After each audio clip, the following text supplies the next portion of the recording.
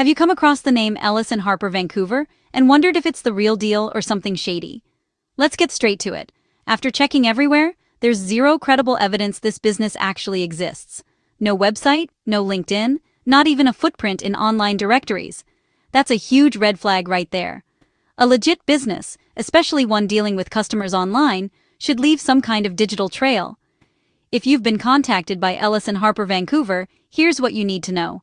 First, always check if a business is registered officially. In British Columbia, you can look them up using the BC Registry Services. If there's no record, that's your cue to be extra cautious. Another warning sign?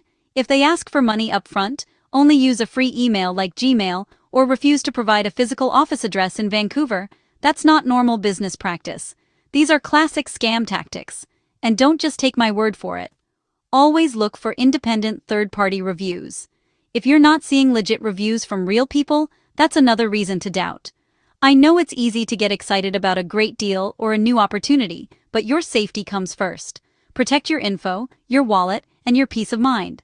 If something feels off, trust your gut and walk away. There are plenty of real businesses out there. Don't settle for less. Stay sharp, stay safe, and remember, if it can't be verified, it's not worth the risk. Disclaimer. This is just what I found based on public info, not financial or legal advice. If you think you've been scammed, talk to your bank or local authorities right away.